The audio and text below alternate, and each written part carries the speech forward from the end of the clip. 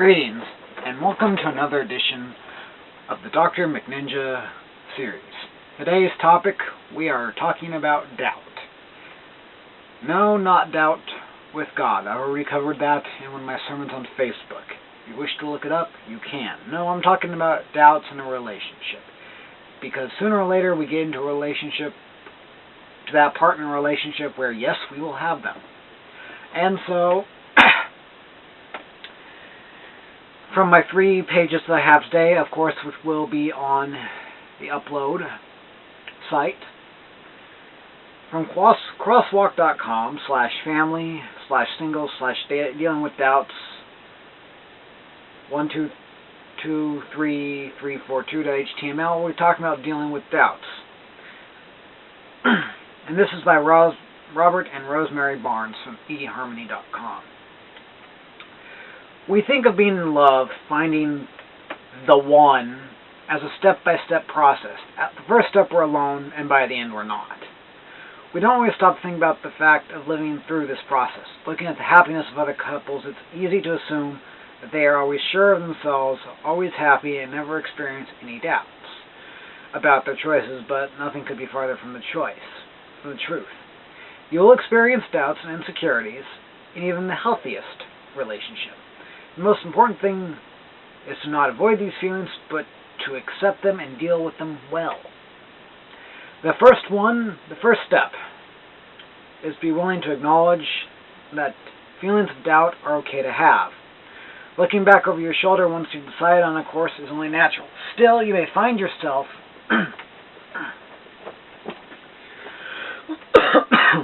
asking about the people who have entered into serious relationships and seem to have no doubts at all. Why is it that some people seem so confident, others plagued with doubt? Well, some people make decisions based totally on emotion. They get their adrenaline running at such a high pitch that they don't stop to analyze their actions and decisions. For the person who makes their decisions based solely on their emotions, a time will come when they'll have to deal with doubts, usually at some point when it will be more difficult for them. Other people have doubts and insecurities but choose not to talk about them. They may feel guilty about even having these feelings in the first place. After all, they may ask themselves, look at all the wonderful things my partner has brought into my life. Look at all the ways I'm better for knowing them. What right do I have to question my decision to be with them? Doubts, as far as I've seen, and this is speaking from my personal opinion, doubt is because you're not sure if it's the right thing to do. You're not sure if this person is who you're supposed to be with or if you're supposed to be dating anybody at this point in time. This I know from a habit. This I know is a bad habit of mine because, well, I will frankly admit that I am a commitment phobe. I don't like dating for long periods of time, which is ironic because my longest relationship was 6 months in high school, and the longest I've had since then is 2 months. If I ever get over the 6-month stage, I am buying myself a steak to celebrate. But here's the thing. For a lot of us, it's because of the fact that we're not sure what the future holds for us. And that goes in line with our doubting what God has in store. Does He approve? Does He want us to continue dating this person? So on and so forth. Those doubts are natural to have. That's why we seek out God, and that's why we seek out those who counsel us and help us. That is one of the big things that I recommend in a relationship, that if you're dating somebody, you have a friend who knows this person well enough, who can give you advice and who will pull you aside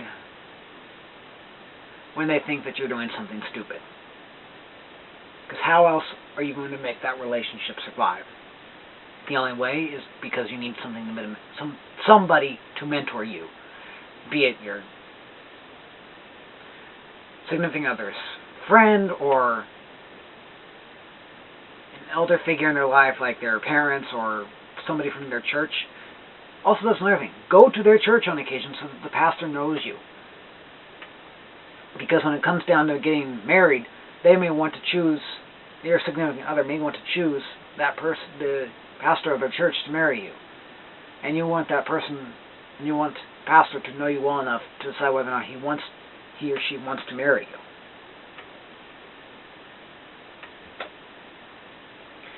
From tinybuddha.com, in their featured articles of 10 ways to have peaceful, loving relationships, we have this, and this is by Lori Deschênes.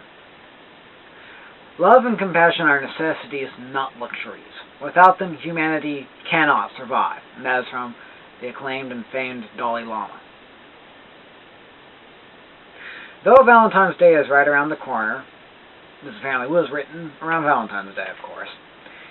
This is not about a post about relationship, about romance. It's about any relationship with your brother, your mother, your coworker, your friend, etc., etc., etc. And as this person says, I admit that I am not an expert. What do you know? Neither am I. I've made 1,000,001 mistakes in relationships. I've expected too much, or not asked for what I needed in fear of rocking the boat. I've been competitive. I've been suspicious. I've been dependent. I'd like to think that what redeems me from all these mistakes is that I've been honest.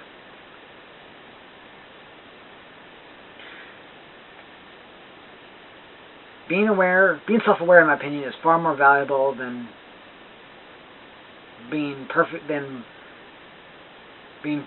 mostly, because the former is attainable and helpful, while the later is neither.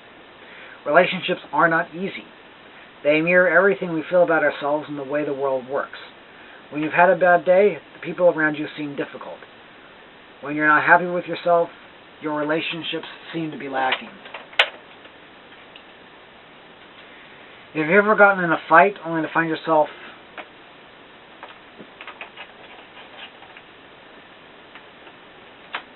wondering what you really were upset about? This post may help you. If you've ever been disappointed because someone didn't meet your expectations, this post may help you too. Feeling walked on and unheard? You guessed it. There's likely something in here that will help change that. We don't live in a vacuum. We have thoughts and feelings that can be confusing. Other people do too. And just like in the movie Crash, they don't always collide smoothly. When I apply these ideas, which I do better sometimes than others, I feel confident, strong, compassionate, and peaceful in my interactions, and I hope they do the same for you. I'm not going to read these 10, but you can find these 10 links. Find these 10 on the links that will be provided. I'm just going to go with my 10 steps. I'm not sure what the 10 ways to have peaceful... Well, I'm not even sure if I have 10. But I'll give you my few ways to have a peaceful, loving relationships. Space. That, number one, right there and then, is the most important. Space is what makes any relationship a good relationship. If the person is not comfortable with the whole idea of closey, etc., stuff like that, give them the space they want in a relationship. It will go far and wide to show them that you care and you are willing to do what it takes to meet their highest. Number two, in accordance with that, is meeting them halfway. Don't expect them to come all the way over to you. And they shouldn't, on the other hand, expect you to go all the way over to them. Meet halfway on everything. Because that's what marriage is. If you are solely dating for the purpose of dating, you are an idiot. If you are dating for the purpose of finding that one who you will spend the rest of your life with, then I commend you, because meeting them halfway in a relationship is like meeting them halfway in marriage. You are willing to work out everything that they want. It's all about meeting their highest above your own. As Spock said in the original Star Trek movies, the good of the few outweigh the good of the many. I think. Yeah. What I'm trying to say is, it's not all about you. Number three.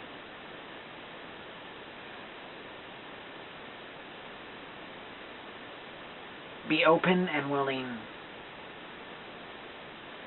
Hold up. No, that's not number three. Be willing to learn new things. This is very important in a relationship. If your partner likes to cook and you don't, learn how to cook. It will show them that you're willing to try new things. You don't want to be the one that has them wait. You don't want to be the one who expects them to do everything in a relationship. It's, like I said in my 2 previous examples, it's about meeting halfway. It's about their utmost, doing your utmost for their highest. Learn new things. Learn about this person. Learn how to help them help you. That is probably the single most important thing that I've taken out of any of these relationships that I've had. Whether you're dating or not, these 3 things that I've just mentioned, they are the most important.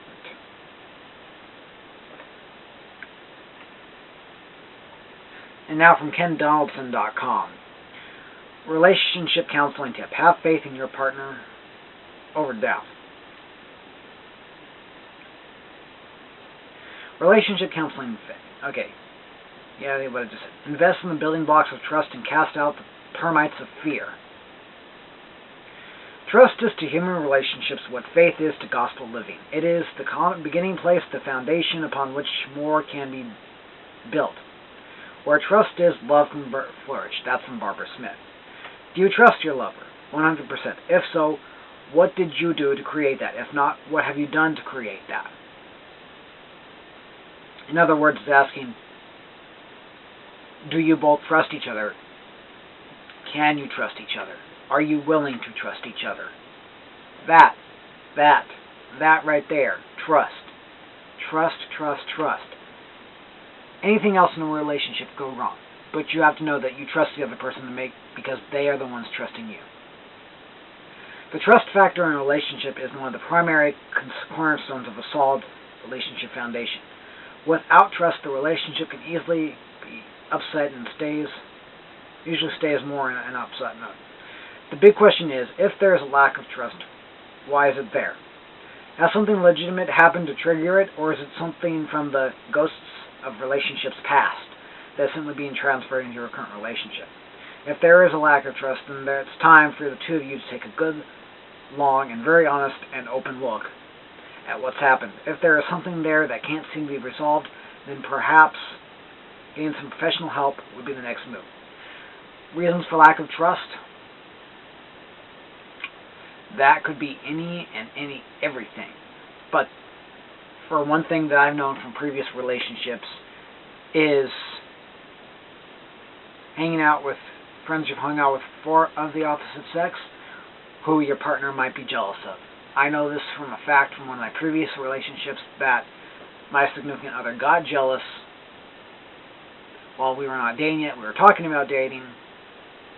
She got jealous of the fact that I was better friends with that person than I was with her. And I'll be matter of fact here, that didn't bother me at all. I had no issue because the way I saw it, I'd known that person before them. And if they can't deal with that, then they don't deserve to be with me. And as such, we never ended up dating. But it's, take a look at it from their perspective, as I do now, is that they see the other person as a threat to the relationship. So you have to make sure that that your significant other is okay with your opposite sex friend who you've known a long time, who you're good friends with, who is pretty much like your sister, etc., etc., etc., or whatever excuse you use. They have to come to terms with that you will have a good friend like that all through your relationship. And if she wants to, and if they want to, then they need to make friends with this person as well so they can be comfortable around them as well. Another big reason for trust being lacking, you or your partner might have a history of cheating on your partner, previous partners, and because of that, hell, and yes, I just did swear, that alone is reason for neither side to trust either side because of a pattern of cheating in past relationships, because they're worried and you're worried that the other person might cheat. Cheating happens. And you know what? You can always get over it by learning to trust the other person and learning to not take the other person for granted. That's the single most reason that I've learned why cheating happens, is because the other partner feels like they're taken for granted and they want something more, and so they go out and find it.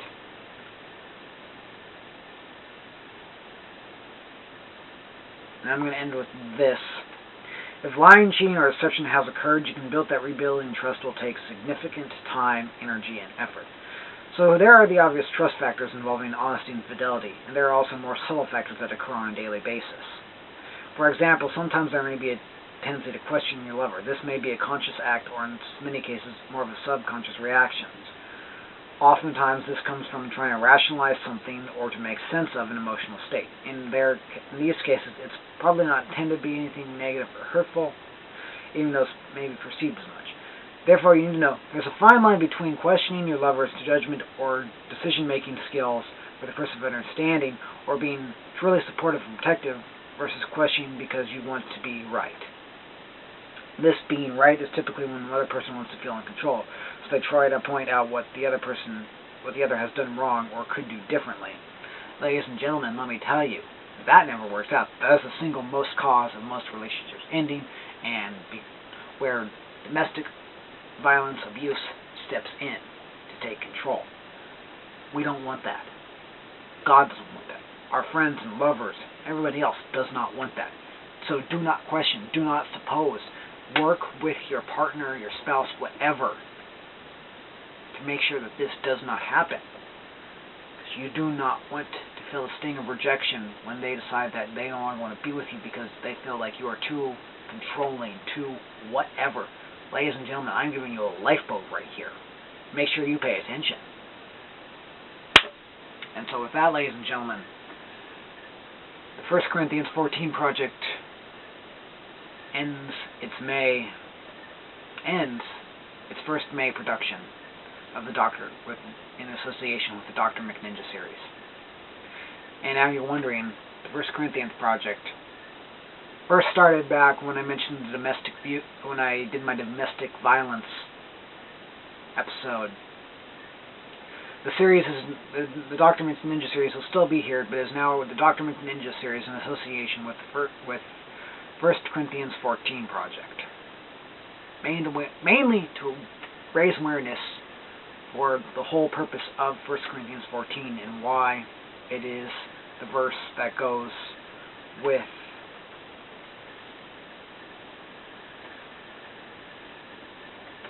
my series.